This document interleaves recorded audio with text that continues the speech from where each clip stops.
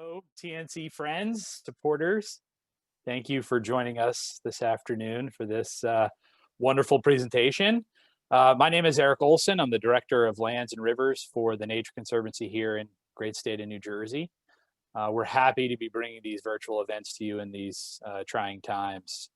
I'm especially excited for today's presentation about the great work we're doing in the Appalachians by two incredibly talented and accomplished colleagues, Jessica Levine, Jessie, and Campbell Moore, Cam.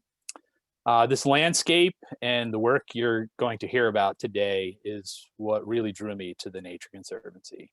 The apps, as we call them, are one of the most important places in the US to conserve biodiversity. From the forested mountains of eastern Alabama to the long 300-mile-long Kittatinny Ridge in Pennsylvania, New Jersey, and New York, all the way to the boreal forests in Canada. This landscape is rich in natural and cultural diversity. We're doing some really exciting work to conserve this geography that I know you'll be proud of. Before I ask Jessie and Cam to introduce themselves, I'd like to go through just a few logistics. We will open it up for questions at the end of the program. As Sue mentioned, everyone but the presenter will be muted throughout. So if you do have any questions at any point throughout, please put them into the chat feature at the bottom of the screen. If at any point you do happen to notice that you're unmuted, please go back and mute yourself just so we can avoid any background noise. And finally, for optimal viewing pleasure, go up to the upper right-hand corner of your screen and click on the speaker view. That will have whoever is speaking prominently in your screen. So with that, let's get going. I've had the pleasure of working with both Jessie and Cam for several years, and I have to say they are two of the most thoughtful strategic conservation leaders that I've worked with at TNC. They are taking our conservation work in this region to a new, inspiring scale, no doubt about that. And so at this point, I will turn it over to them and ask each of my colleagues to give a brief introduction to themselves, starting with Cam. Thanks, Eric. Appreciate it. And thanks so much, everybody, for joining today. We're really excited to speak with you about this work and honored to join you on this call. So my name is Cam Moore. I am TNC's Central Appalachians Director, and I am based down here in lovely West Virginia. We had our snow a couple days ago. It's still hanging around on the ground, but nice sunny day here today. And so my role here is working with 7 states in the Central Appalachian region, really about many things at the intersection of climate change and forests. And for me, it's such a pleasure to be in this role here with TNC. I spent about a decade living outside the US and working internationally primarily. In tropical forests in Central Africa. And so to be here in the Central Appalachians home, working on places I care about literally in my backyard, it's just a great pleasure. And so I'm excited to be able to share that story with you guys. So I'll hand it over to Jessie, who will introduce herself and then start on the presentation. Thanks, Cam, and thanks, everyone. So nice to see you all. Thank you for joining this afternoon. So I'm Jessie Levine.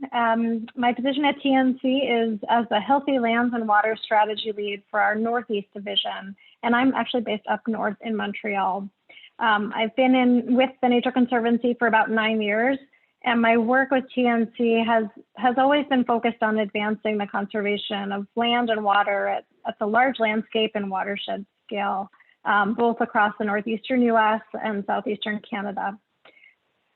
Like Cam, before joining TNC, I worked in many different other places across North America, out west in California, and with federal government agencies in the US and Mexico, and also down in Latin America. So it's really fun to be back working in the place where I grew up. I'm originally from the Northeast myself.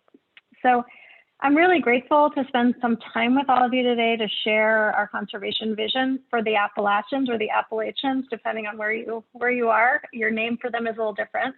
So I'm excited to share our vision and what we're doing at the Nature Conservancy all across the eastern US to realize this exciting vision. So first, I'm going to start off explaining why we think it's so important to be working in this region. And I'm going to start with this mesmerizing map. As we know, the climate is changing. And as the climate changes, so do the natural environments where animals and plants live. Over time, this means that animals and plants will need to redistribute themselves. They'll need to move on the landscape so they have the right conditions to thrive. This is already happening. Currently, we're seeing species moving north at a rate of about 11 miles northward per decade and 36 feet upslope in response to a changing climate. And so what this map shows in a really general way is where scientists expect that mammals, which are in pink, birds, which are in blue, and amphibians, shown in yellow, will need to move to find the right conditions to live as the climate changes. And here you see circled in red, the Appalachian Mountains. And you can see from this map their important role for nature as the climate changes.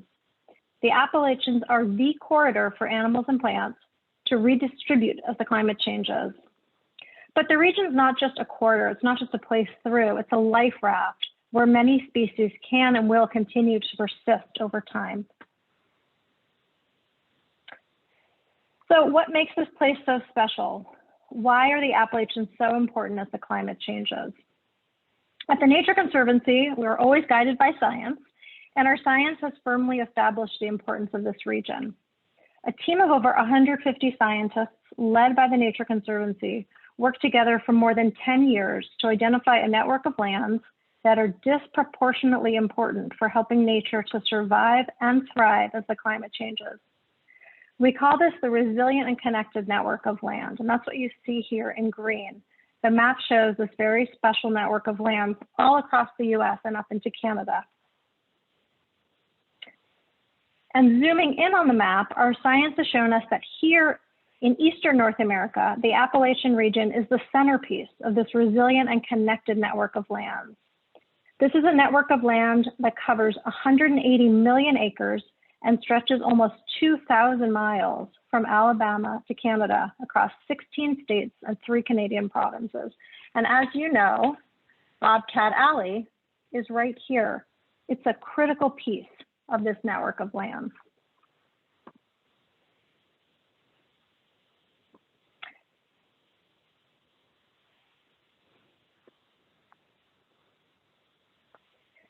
So for those looking to understand it, here's a little background on how the science was done to identify these resilient and connected lands. Just one slide on the science, and then I'm going to move on to the conservation. So our science team looked at geological and topographical data, and they found that places with many different kinds of physical characteristics, steep slopes, tall mountains, many different soil types, have lots of different microclimates. Having lots of microclimates means that plants and animals can move around within their local neighborhoods to find the right conditions to live. So they can escape rising temperatures or increased drought or flooding if there are lots of different kinds of microclimates. And these microclimates need to be connected to each other so that the plants and animals can actually access them. And so that's what we call resilient land. So it's not enough to have sites that are resilient to climate change. Species also need a way to get to them. While some species can relocate to new homes within their local resilient neighborhoods, others need to move great distances to entirely new landscapes. So that's what we mean by a permeable landscape. And the third ingredient is resilient systems and species. These include habitats that are already intact and rare species populations. So these 3 ingredients are how Nature Conservancy scientists identified what makes a landscape resilient and connected. And the Appalachians truly stands out from this analysis. And there's something else that makes this region so special. The region is also very rich in carbon. While the Appalachian region covers about a quarter of the eastern US, it holds more than half of the whole region's carbon stocks, more than 4 billion tons. With climate impacts accelerating, we have a responsibility to keep this carbon stored in our forests. And as Cam will describe later, we have an opportunity here to manage our forests more sustainably to absorb even more carbon from the atmosphere. So here in the Appalachians, we have a local opportunity to contribute to addressing the climate crisis. And we can do it simply by protecting and better managing our forests. Along with providing safe places where species can thrive and sequestering 4 billion tons of carbon, the Appalachian expanse brings other benefits to people. It contains over 3/4 of the eastern U.S.'s sources of drinking water. It generates billions of dollars in outdoor recreation, and it mitigates 1.3 million tons of air pollution, resulting in nearly $1 million in avoided healthcare costs each year. Put simply, our vision for the Appalachian region is a healthy, connected, resilient landscape for nature and for people. We know that achieving this vision will require decades of work and many different tactics. Within the Nature Conservancy, it requires us to work together in some new and really exciting ways. So of course, this is a large region, and there are differences. There are ecological, cultural, social, and economic differences, and we can't use a one-size-fits-all approach. So we will work to achieve this ambitious vision in different ways in different parts of the region, pairing the right strategy to the right places. And we do have a lot of elements in common, and this is what we're going to be sharing today. We believe all of these are needed to effectively conserve this landscape. So these elements include protecting land in the resilient and connected network in the Appalachians. Currently, just over 1/4 of these lands are protected. We have a lot of work to do. Second, since we know we can't protect it all, and nor do we want to, we see great potential in natural climate solutions, which Cam will describe later. Briefly, these are actions that we can take to mitigate climate change. And here in the Appalachians, we have a great opportunity to do this by protecting, restoring, and better managing our forests. Third, we need to restore and effectively manage lands across the region, including those that are already protected, to make sure they remain healthy, resilient to climate change, and connected to each other. In addition to these really important actions on the ground, we also need to be thinking bigger about the opportunities that will enable large-scale conservation all across the region. This includes advancing key policies for land management and protection, advocating for more public funding for land conservation, and helping to steer that funding toward key places. And we need to tell this important story all across the region to connect people to nature and all of its benefits. We need to be working with local communities, landowners and forest owners, the business community, and citizens to ensure that we're doing this conservation work in a way that benefits all of us. So we're going to turn to these 5 strategies now. But before we do that, I want to take a moment to reflect a little on how we do this work. With such a big and bold vision, we know we can't achieve this alone as the Nature Conservancy. We need many other organizations, other land trusts, conservation groups, state and federal agencies, and corporations focused on this landscape. And our partnerships have always been a great way to help us achieve more. Through our partnerships, we're able to share our science, influence policy, and help direct funding toward priority places. Partnerships are crucial to our work all across the region. And the Nature Conservancy is recognized for its ability to bring together and lead large networks of partners.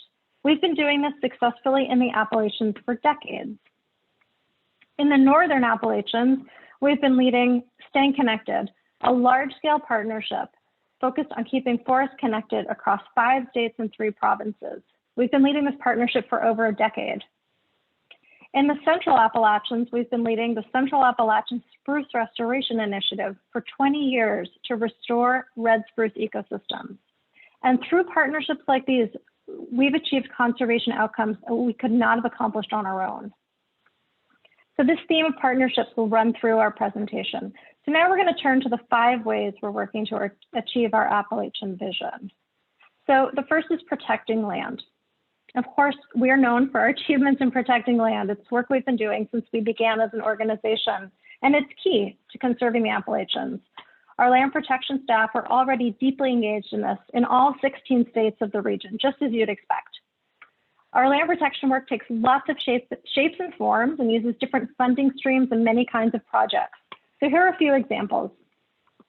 This is the Cumberland Forest Project, one of the Nature Conservancy's largest ever in the eastern US. It covers over 250,000 acres in Virginia, Kentucky, and Tennessee. And this forest is now on the road to sustainable management and conservation. The forest is the size of Rocky Mountain National Park. This project hinged on an innovative financial structure, working with impact investors to use carbon and timber revenue to ensure conservation and climate mitigation outcomes, all while benefiting local communities. And quite literally, at the northern end of the US is Boundary Mountain Preserve in Maine, which touches the US-Canada border. This is a recent project completed by the Nature Conservancy in Maine, 9,600 acres, which connect to over 22,000 acres of public lands in Quebec and extend a corridor of permanently conserved lands northward to over 250,000 acres. This preserve is a key link in a major pathway from Vermont and New Hampshire through Maine and into Canada. This is the Canaan Valley Climate Connector in West Virginia. This is a project of about 10,000 acres, which will result in a total of 80,000 acres of connected conserved lands, including wilderness areas, state parks, and a national wildlife refuge. After working for years to conserve this high priority place, we're really excited to share that 90% of the funding for the first phase is now in hand. And a place many of you know and love, our land protection in the Appalachians isn't only about these large 10,000 acre parcels of land. In places where the development pressure is higher, we need to focus on smaller parcels to stitch together a corridor of protected lands for species to move. You can think of these protected lands as stepping stones. We want to protect enough so that species can thrive here and move through. In places like this, there are often few options for species to move, so it's really important to secure these before it's too late. And Bobcat Alley, as you know, is one of these critical places. As many of you know, this is a 32,000 acre corridor connecting the forested regions of the Central Appalachians to the protected areas in New York, which lead into the Northern Appalachian Forest. In this region, we're working with partners toward protecting 3,500 acres of this corridor.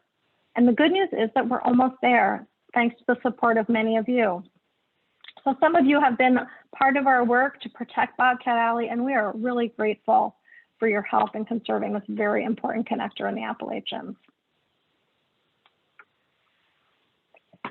The Berkshire Wildlife Linkage in Connecticut and Massachusetts is also a place where parcels are smaller and the development threats are higher, especially now as people are leaving urban areas during COVID. In this region, just as in Bobcat Alley, we're assembling protected areas, large areas that amount to 15,000 acres, but we're doing it by conserving many smaller parcels of 50 to 500 acres. And this is work we're doing in partnership with state agencies, with the U.S. Fish and Wildlife Service, and with other land trusts.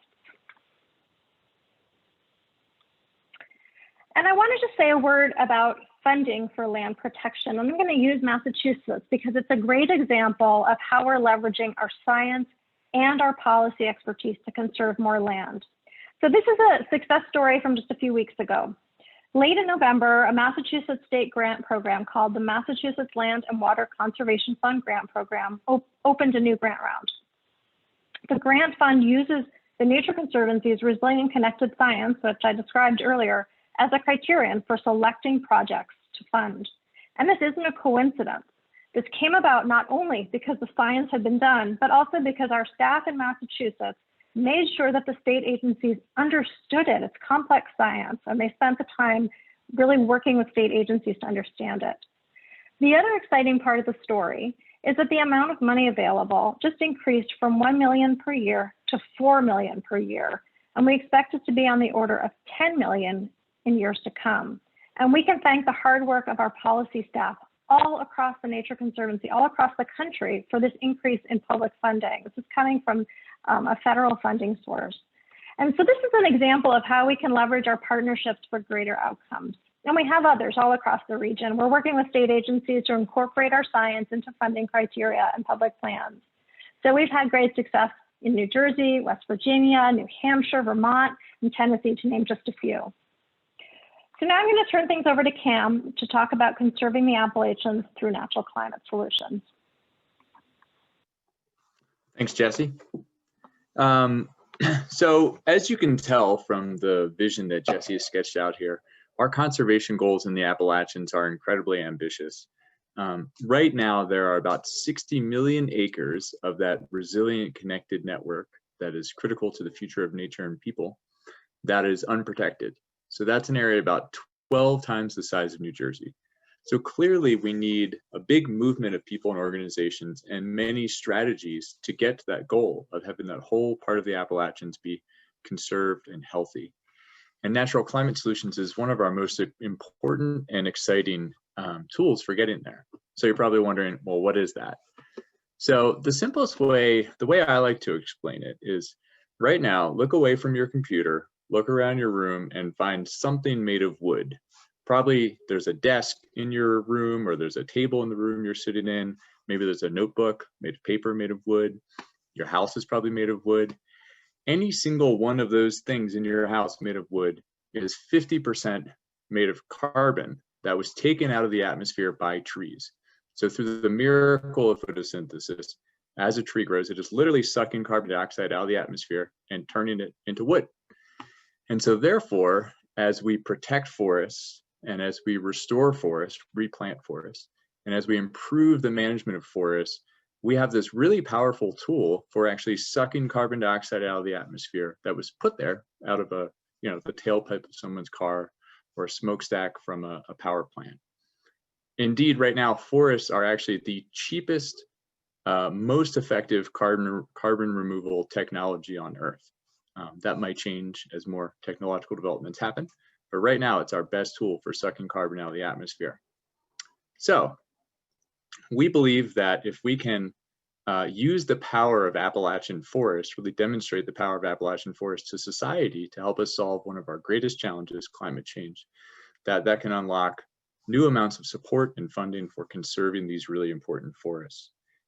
This is no replacement for reducing carbon emissions. We must do that as well, but it's a really key complement to that strategy. That's what Natural Climate Solutions is all about. And this photo here is from a recent Natural Climate Solutions project in Vermont called Burnt Mountain. It's about 5,500 acres in the Northeast Kingdom of Vermont that together with some surrounding protected areas creates an 11,000 acre block of conserved forests. Next slide, Jesse. Okay, so we have now developed just in the last year or so, or last couple of years, a toolkit of different solutions, approaches that are going to work, we think, with every type of landowner, every type of forest owner in the United States. Some of these are mature approaches, mature NCS tools that we've been using for 15 or 20 years. And others of these, like the two on the left, the Family Forest Carbon Program and these forest carbon co-ops, are brand new tools that we're using cutting edge science in just the last year to get off the ground and demonstrate. So those two are both in the pilot stage, for example. The really cool news is that if we can get all of these tools up and working, we'll have a full toolkit that will really work, like I said, for every type of forest owner in the US, and that will provide an opportunity for us potentially to engage thousands and thousands of Americans in improving the management and conservation of their forests and actually potentially getting paid for doing that and for the climate benefit that comes from that. Next slide. In the last year, we had exciting progress. I guess this was back in April that this was announced, when Amazon awarded us $10 million to support our sustainable forestry efforts in Appalachia, in Appalachians, and particularly to support these natural climate solutions tools. So as I mentioned, two of the new ones that we're really focused on are to get at this family forest owner group. It wouldn't surprise me actually if a number of you on this call might be family forest owners. So family forest owners own the largest portion of America's forest land, about 36 to 38% of all the forests in America. That's more than all of our national parks and national forests put together. And the average ownership size is just 71 acres. So these are folks that own 20 acres, 200 acres, 250 acres of forest that maybe has been passed down in their family.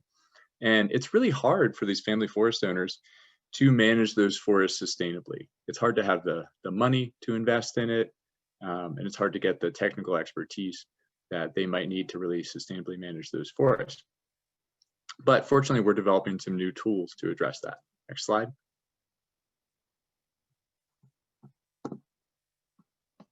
So one of these, the one that I think is probably the most exciting, is the Family Forest Carbon Program. This is a new program that the Nature Conservancy is developing with a partner organization, American Forest Foundation. And we are doing the pilot right now in Pennsylvania, not that far from New Jersey, actually, just a few-hour drive. In the coming year or two, our plan is to scale this pilot up to the central Appalachian region, so to move south into Maryland, West Virginia, and Virginia, and then probably to kick off another pilot somewhere in New England or New York in the near time, and eventually probably to get into New Jersey as well. So right now, we are making really good progress here, even despite the pandemic. It was we launched our landowner sign up, I think, on March 6th, which was not the most auspicious time to launch a new ambitious project. We had to shut it down just a week later due to COVID. But we were able to reopen it in August, and just since August, we've enrolled now over 30 landowners in this program that are getting paid an incentive payment and getting free technical expertise to improve the management of their forest so they can be healthier over time and actually suck more carbon out of the air. And so we've grown to almost 5,000 acres of forest that will now be under good management, removing carbon from the air in just a matter of a few months here. Most important here, though, I think, really is the landowner stories. Again, these are just average individuals that own forests, many of whom are actually low income in the Central Appalachians. About I think it's 188,000 families in the Central Appalachians are family forest owners that have a household income of less than $25,000 a year. So if we can really get this program going, it can really be financially meaningful to a lot of people. So on these landowners, I think about Ed Fisher, who we just signed up in Potter County, Pennsylvania. Ed is about to retire, and he uses his forest, which has been passed on in his family, to run a tiny nonprofit where he works with wounded veterans. He's a veteran himself. And he plans to use the revenue from enrolling in the program to put up a new building to do some of his activities with those wounded veterans. Jesse, let's go to the next slide. So the good news is that we also think that the scale of opportunity with natural climate solutions is really large. One of the ways that we fund this is corporations essentially fund these projects to help them meet their climate goals. So a big corporation will say, we want to emit no carbon into the air by 2040, and they'll reduce their carbon pollution by 80%. And then they'll say, this last 20%, we just don't know how to do it. So we're actually going to pay all these forest owners to suck carbon out of the atmosphere so that we can meet that goal. We're also seeing a lot of signs that could be positive for the incoming Biden administration. The Biden climate plan specifically calls out natural climate solutions in its goal to conserve 30% of America's lands and waters by 2030. Next slide. So it's not enough to simply buy a forest and protect it. It's really important. But forests often also need management because either they have been mismanaged in the past and now that needs to be corrected. There may be a, a problem with invasive species or other things like that. And increasingly, we know that forests are going to need some help to be able to adapt to climate change. In coming decades, the rate of change may be so quick that humans will actually have to get involved and help kind of steer forests in the right way so that they can still be healthy and resilient as the climate changes. Next slide. One really important piece of management that we do, particularly in the southern half of the Appalachians, but we do it further north as well, is using what we call good fire in the forest. So I think the public has increasingly come to understand that there is a natural role for fire in Western forests. And we've seen what happens when fire is suppressed and then a big fire comes and burns down, huge areas of California or Oregon, particularly this last year. But what's not as well understood by the general public is that many Appalachian forests, not all, but many of them, particularly in the southern part of the Appalachians, would also naturally experience fire. And some of these forest types actually become more biodiverse and more healthy when there is occasional fire that comes into that forest. So the Nature Conservancy works with organizations like the U.S. Forest Service and others to implement prescribed fire, or what we call controlled burns, in these forests. So we say, okay, rather than have a forest that, a fire that burns out of control, let's go in under the right conditions and ignite a small controlled fire to really help this forest reach its biodiversity potential. We also think we're going to need to do this, excuse me, potentially more as the climate continues to warm. Again, we tend to think of these out of control wildfires as being something that happens out west, but in 2016, you guys may have heard about some pretty catastrophic fires in the Appalachians in North Carolina and Tennessee that killed 14 people and caused $500 million in damage and destroyed buildings and homes and cars. Okay, next slide. In addition to fire, we use a range of tools really in forest management to reach these goals. And one of which that Jesse mentioned earlier is our partnership with several NGOs and also federal and state agencies for the Central Appalachian Spruce Restoration Initiative. In the Central Appalachian region, particularly in Maryland, West Virginia, and Virginia, there's some areas of very high mountains actually for the eastern US that hold these ecosystems that have been here since the end of the last ice age. They're just hanging out for the last 15,000 years on top of these cold mountaintops, surviving here, and they're really unique and interesting. And there's a number of a couple endangered species, such as this really cute northern West Virginia flying squirrel in the upper right there, that depend on these forests. So we work with a number of partners to restore these spruce forests. One of the most, I think, kind of exciting ways that we do it is we partner with the Forest Service to actually raise money to replant spruce forests on former coal mines. So some of these former coal mines were mined 30, 40 years ago. They're on top of these high mountains, and it's a big area of thousands of acres that just is not in good shape. It looks like a mine still. And miraculously, these trees actually can grow pretty well on there. So we go in there and plant these trees to reestablish this ecosystem. Next slide. One of the things that we're really going to be investing in more in the next couple of years is integrating water into this vision more. The science on these climate resilient landscapes is just a little bit further advanced than the science on climate resilient streams and rivers, but that science is getting better every day. And so one of our next steps is to look at where the most climate resilient rivers and streams overlap with the most climate resilient forests and figure out those places to protect. We do this for biodiversity, but we also do it, next slide, for water quality as well. So just kind of hold this image in your mind. This is what I'm about to show you is from an analysis that the U.S. Forest Service does called the Forest to Faucets analysis, identifying the most important places in the U.S. for drinking water. Yeah, so that oval there, that red oval is the Appalachian Mountains. And this is an index of the importance of forests to providing drinking water for people.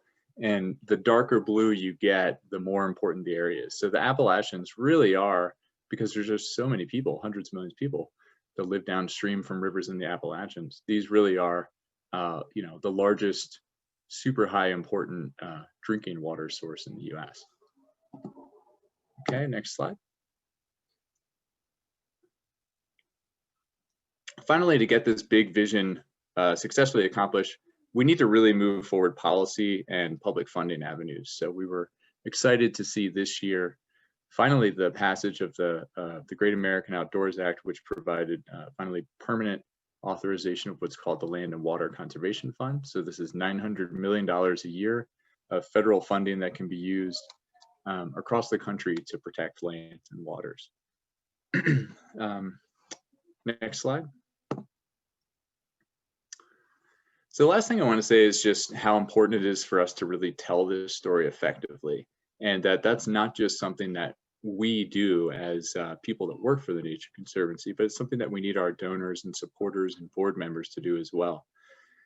The Appalachians, I think, are sort of hidden in plain sight. We tend to, in America, we tend to think that all the wilderness and all the really important wild places are in Hawaii or in Alaska. Those places are critically important, but the Appalachians are really unique in the world and have some of the most important biodiversity outside the tropics anywhere on Earth, actually.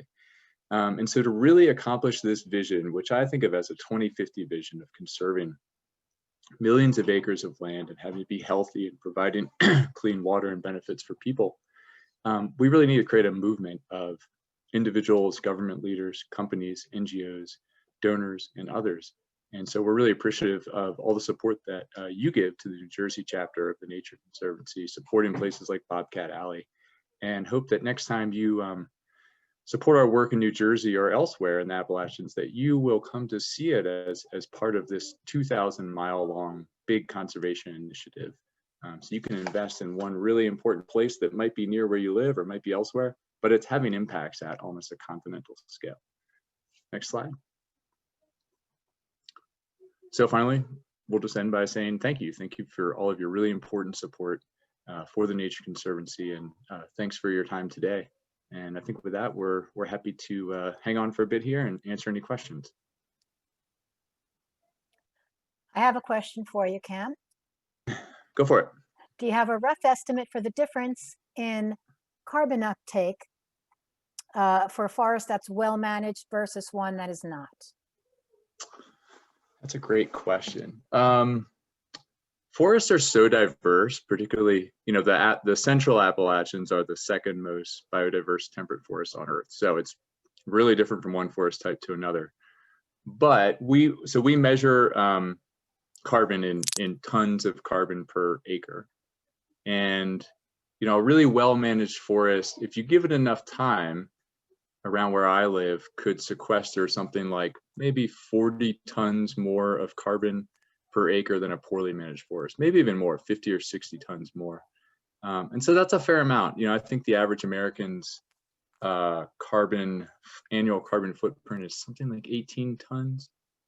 So when you do smart things in the forest across hundreds of thousands or millions of acres, it can really add up. Hey, You this is mentioned- Howard. I'm the one who initiated that question, so I appreciate the answer to it. What kind of characteristics do you want to see in forests in order to maximize carbon uptake? Is it simply a question of making sure there's additional biomass, or do you need diversity, or what are you looking for exactly? Yeah, great question. And that's like a 10 dissertations, 10 PhD dissertations answer.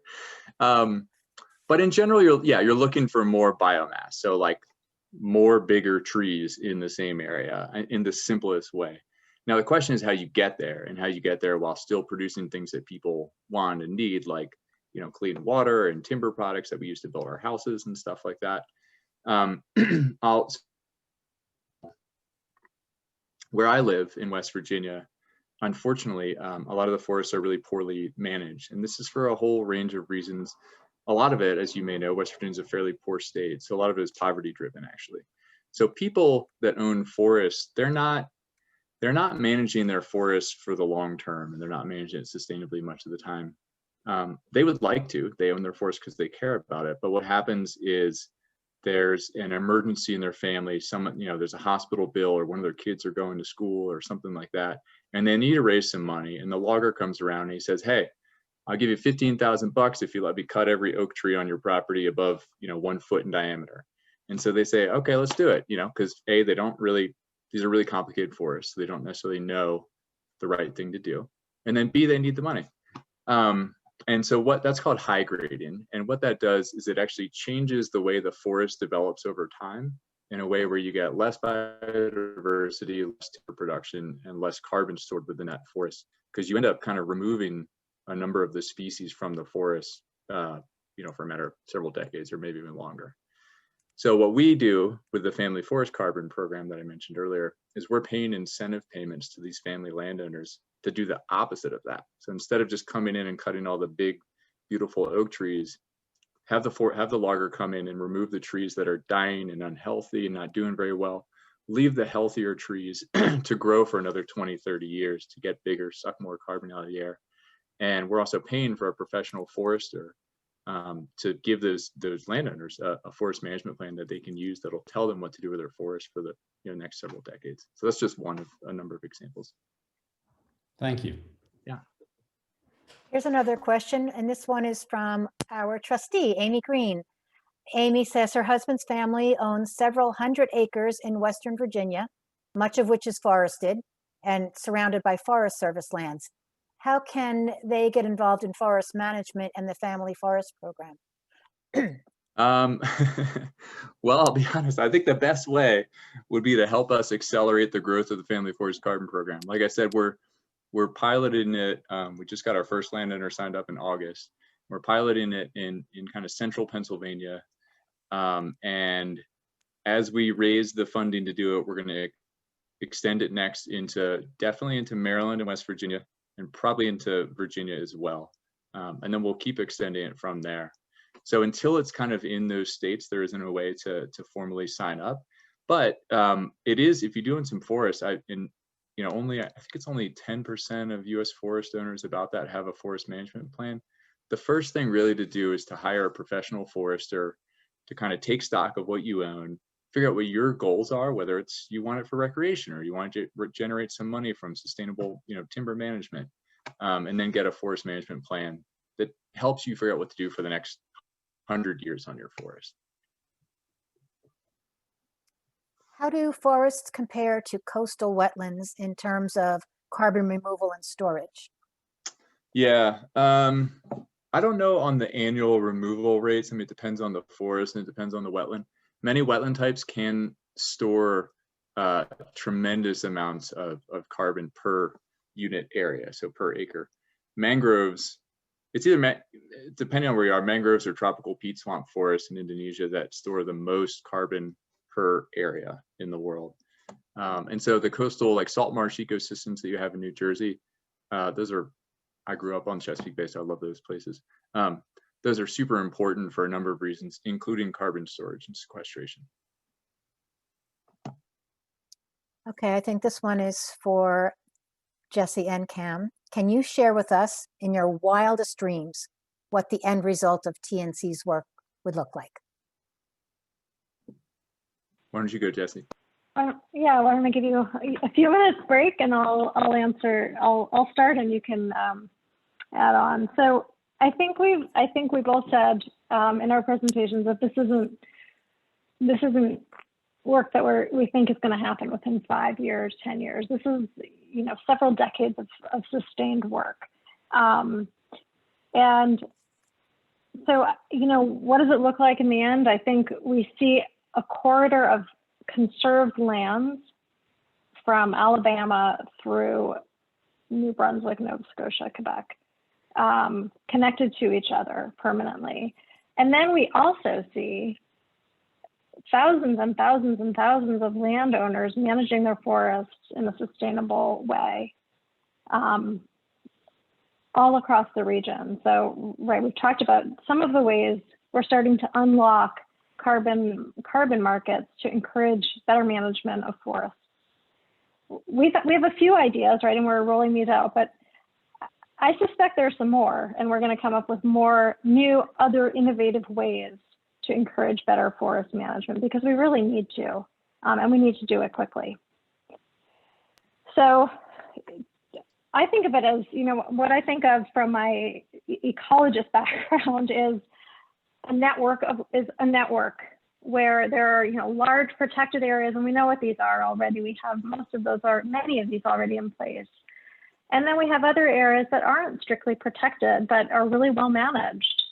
We don't, this isn't about creating a museum. It's a working landscape, and it will continue to be, and it needs to be, to support all the people who live here. But it's all stitched together. And then I think to Cam, something Cam said at the end, I've been thinking a lot about, which is, and I can say this as an Easterner, having lived in the West, having lived in the Rockies, having lived in California, that this is a region that is so special. And I didn't grow up learning about the Appalachians as a continentally important place. We've got to get this story out so that people feel, really proud of the landscape they live in and stewarding it. And I think, part of it's, we think about specific places, the Adirondacks, the Greens, the Whites. We don't necessarily say Appalachians when that's what we mean. But I think the power of that large landscape vision is so compelling and powerful. And, I've heard it even just in the Northern Appalachians, people saying they were really inspired to do right in terms of conservation because they thought of this 80 million acre Northern Appalachian landscape and they saw their role. So really putting that, getting that story out there to residents and to the millions of people who recreate in the Appalachians who live 3, 4, or 5 hours away, I think is really important for driving this movement. So those are a few thoughts. Kim, I'll let you add some more. That was a perfect response. I agree with all of that wholeheartedly. I think that the only thing I would add actually is, we want to protect this resilient connected network, which is kind of wordy, but these important places for nature as the climate changes. We want to protect them no matter what, but I guess like the outcome in my wildest dreams would be we protect them all, and we also address climate change in a way that that nature doesn't need to move all over the Appalachians and can just stay in its place where it's been for thousands of years. Does any given area of forest at some point reach a maximum in terms of carbon storage? Probably. That's the conventional thinking is yes, but every year or so there's some research papers that come out that say, well, we thought that this old growth forest was kind of at a steady state, but there's actually been an increase in carbon storage over the last 10 years here. One of the things is like trees, the lifespan of an average tree out your backyard is that tree's gonna live, if you let it, 3 or 4 times as long as we are. And so we've only been really studying forests with modern technology for 50 years, 75 years. So there's a lot that we have yet to really understand. You mentioned carbon markets. How does this fit in with your family forest or other programs? Yeah, so the Family Forest Carbon Program, for example, so what we do is we generate what are called we raise money to pay landowners an incentive program, and then they go do good things in their forest that sequester more carbon. And then we measure that after it happens to confirm it has happened. And then it gets verified by a third party, basically. There's a third party auditing system, which I used to be one of those auditors before I joined TNC. And that takes it's a painful process. And then when we get all through that, they say, okay, yeah, the Family Forest Carbon Program this year sequestered or avoided emissions of 173,000 tons of carbon. And then that is generated, there's carbon credits that are generated from that, which is sort of like a tradable security. And then we can do whatever we want with those. But typically we sell those either to individuals or to corporations that are trying to meet a climate goal.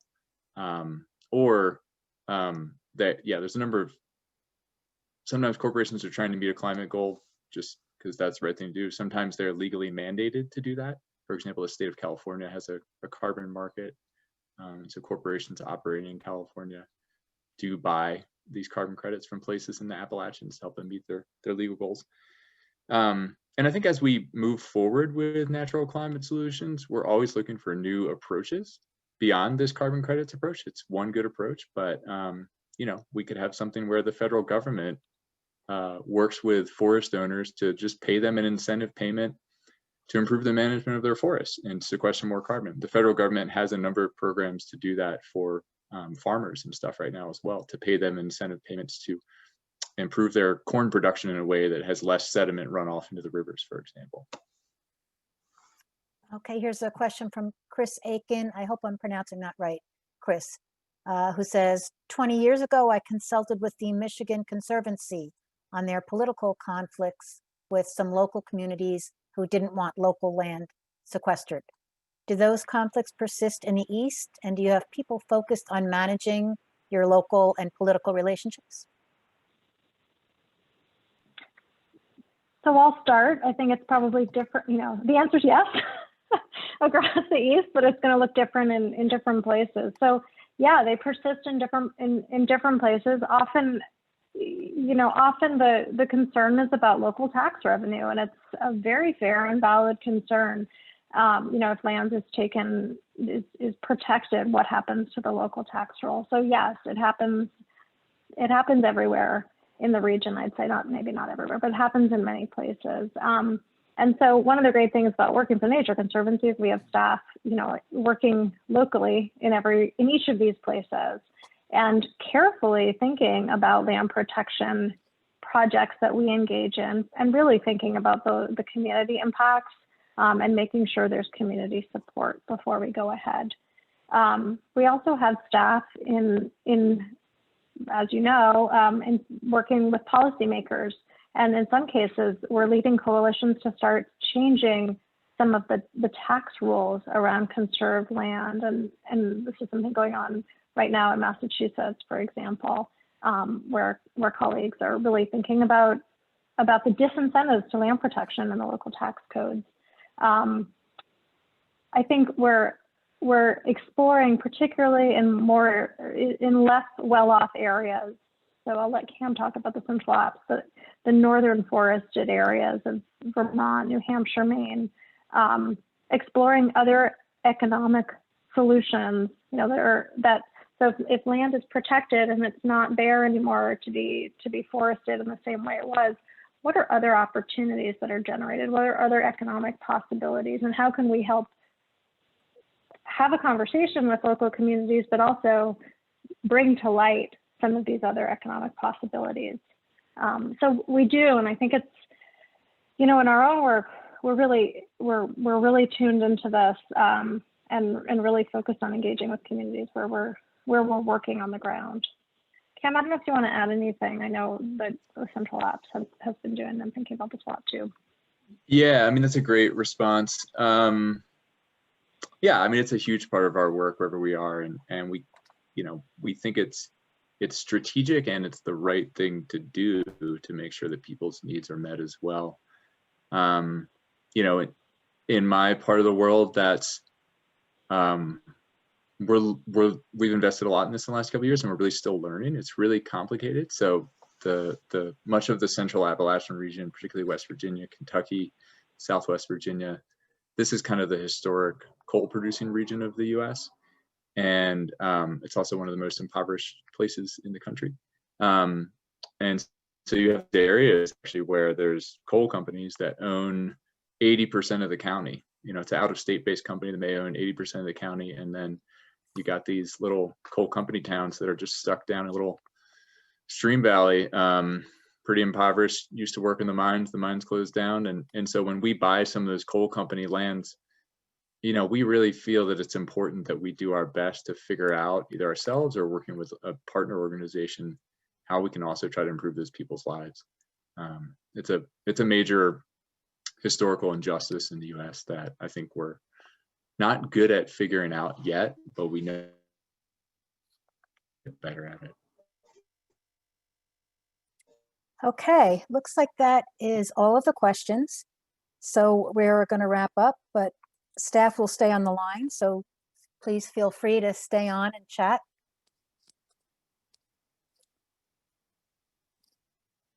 Cam and Jesse, thank you. Great presentation.